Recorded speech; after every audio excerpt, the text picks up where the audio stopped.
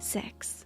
It's something that most people are uncomfortable talking about, right? But sex is an important part of being human, not just in our romantic relationships, but in the relationship with ourselves as well. Understanding our sexual needs and desires can help us understand ourselves better and better connect with our partners if we're willing to share our needs with them. But some of us struggle with our sexual needs. Some people might actively try to push away their sexual nature to avoid it. And suppressing our sexual needs can lead to some difficulties within ourselves and in our relationships. Are you struggling with connecting to your own sexual side? Here are 5 signs that you may be suppressing your sexual needs. Number 1, you find it difficult to understand sexual boundaries. Sex is a very intimate act, but it's still one that requires boundaries. You need to be able to communicate with your partner what you're okay with and what you're not. If you're suppressing your sexual needs, you might find it difficult to communicate what you need, or you might find it difficult to object when you don't like what someone's doing. Similarly, your partner needs to be able to communicate that with you too, and trust that you'll respect their boundaries. Suppressing your sexual needs may make it difficult to understand where the boundary line is. There has been a huge decline in mental health around the world, which is why we are so committed to creating more content than we ever have. Join our mission and help us share our video. Thanks for being a part of our journey.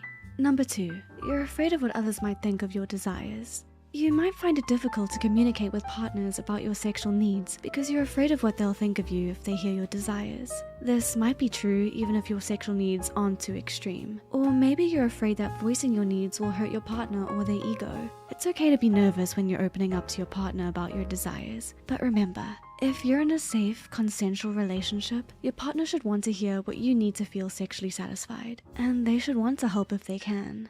Number 3, you often feel frustrated or tense. An important part of sexual urges is also a release. This might be an orgasm, or it could just be a connection to yourself and your partner. But suppressing or attempting to ignore our sexual needs can lead to us feeling irritated, frustrated, or even tense, as we don't get the release that we need. Having an orgasm releases lots of happy chemicals, such as dopamine and oxytocin. Suppressing your sexual needs and not being able to have that release may lead to feelings of physical tension or emotional frustration.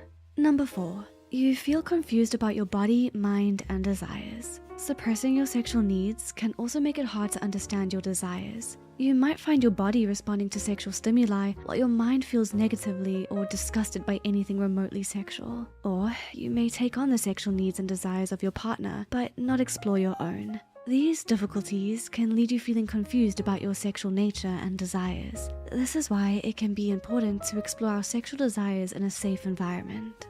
Number 5, your sexual desires can feel more urgent and don't go away. Trying to suppress something doesn't always make it go away. Sometimes it makes things worse. Or in trying to suppress your sexual needs, you might actively try to avoid sexual thoughts too. And forcing yourself to not think of something usually just makes you think of it more. So, in your efforts to force your sexual needs and thoughts away, you might be doing just the opposite. When we suppress our sexual needs, we're essentially trying to deny a part of ourselves that we think might be bad or shameful, or come from feelings of guilt. This may come from religious beliefs or more conservative households. Our sexual needs are neither bad nor shameful, and in exploring and addressing our own sexual needs, we can improve our sex lives, especially if we're willing to open up to our partners about them, when we're comfortable with it, of course. But remember, you're not alone when it comes to having sexual needs and desires, and having them doesn't make you strange or wrong. It's just another part of being human. Can you relate to any of this? If so, share with us in the comments if you're comfortable. The references and studies used are listed in the description below.